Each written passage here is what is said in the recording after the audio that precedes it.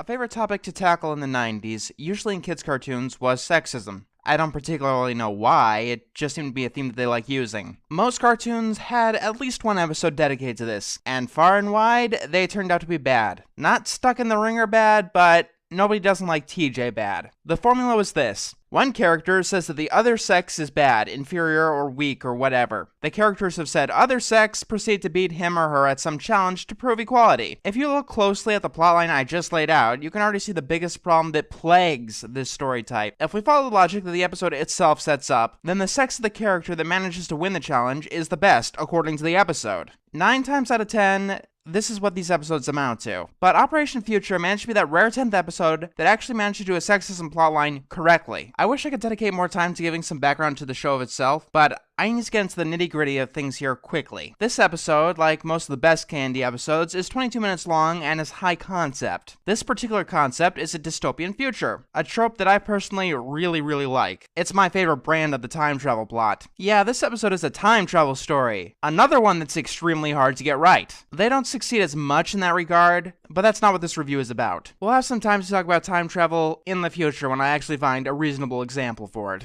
The episode starts with number 4 saying that he has to go to a boarding school, and then he claims that he can get out of there by midnight. It turns out that this particular boarding school is high security, and run by a headmistress, Madam Margaret. Oh, you boys can be so charmingly direct. Well, we'll soon cure you of that. Immediately, it seems like they're falling into the trap that I established earlier. That typical plotline relies heavily on using a straw man, a character that exists just to be proven wrong. Johnny, I sense that you are in the thinking that you are a man about town, whose sole purpose is to bother woman. You see this a lot in Seth MacFarlane shows, and in this plot type. The character that says that one sex is worse than the other for no other reason than to be proven wrong. And before you ask, yes, previously established characters can become straw men in a particular episode.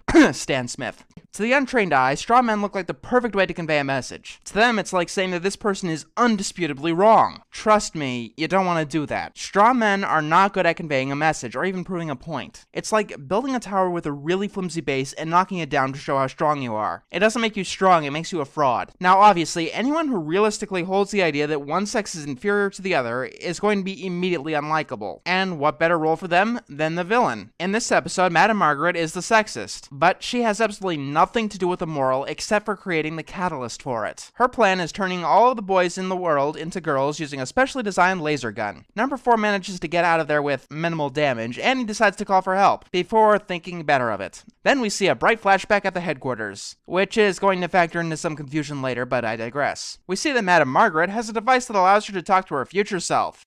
Traveling through the time stream to ensure a boy-free future. Yep, she's the villain of the episode. Were you expecting me to say something about her? Her plan is evil. And yes, it would probably lead to the end of the world. Maybe. After she's almost succeeded with her plan, there are still children in the future for some reason. Number 4 interrupts the call, and Madam Margaret is discovered to be a robot controlled by a little girl. And yes, this was very well foreshadowed.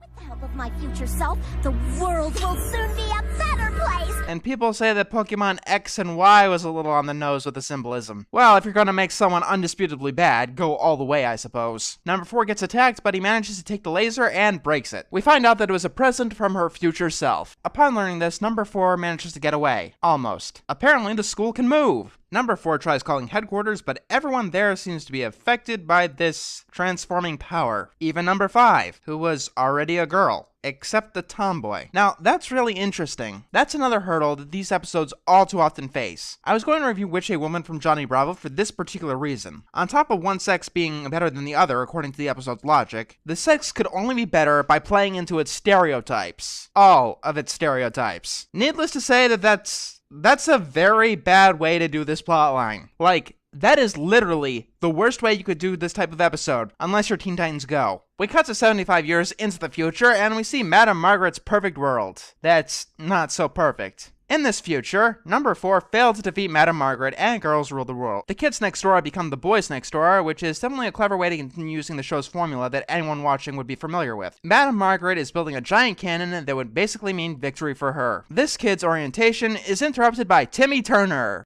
My way! But I've got vital information for the Resistance! And apparently she's a girl in disguise, and the granddaughter of number 3. We see that although number 4 didn't defeat Madame Margaret, he's still alive and he got older. The girl's name is Sally, and she has high hopes to stop this tyranny, and thinks the only way to do that is to help the boys next door. She brought them one of those lasers in hopes that they could reverse engineer it.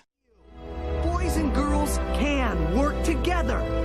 Starting now! In an episode like this, it's not the message that's important, but who it comes from. We all know what the message is going to be, but it's important to have at least one character from each side realize this. You cannot defeat sexism with reverse sexism, and you can't create a moral on a similar premise. It just crumbles and falls apart. Unfortunately, Madame Margaret put a tracer on Sally, and is using it to follow her to the boys next door. But we see that the other guys have managed to reverse the laser. Unfortunately, they're running out of time, so number 4 and Sally decide to go get some more. It's time for a good old-fashioned climax. They're not there to win anything, just provide a distraction for number 4 and Sally to get inside the castle. And it isn't long before Margaret gets every last one of them, because her big gun is ready to be fired. Number 4 breaks into Margaret's castle and uses her time machine, to which Sally soon after destroys. Number 4 appears back at the treehouse in the past, making it very confusing why everyone there changed a little bit later. But I digress. He says that number 4 is in trouble, and the others aren't willing to listen until number 3 defends him. They manage to save number 4 in the nick of time, and then they all assault the castle with their robot that is unaffected by the cannons. Once the time machine is destroyed, everything goes back to normal. Yeah, like I said, it doesn't do everything on the time travel aspect right. If the time machine was destroyed in the past, how did number 4 get back to the past in the future? Then again, in the time travel plot, if you do everything perfect with logic, you're probably not going to have much of a story afterwards. And that was Operation Future. Considering how many of these shows do this story type wrong, it's pretty impressive that they not only pulled it off, but made it one of the best episodes of the show. Not my favorite episode, but it's still up there. I really like episodes that prove that some kind of story type is not impossible. You know, like that Nobody Doesn't Like TJ episode I reviewed? Of course they got that plot wrong. Everyone gets that plot wrong. But what this episode could teach us is, there's always a way to do these difficult to tackle plots.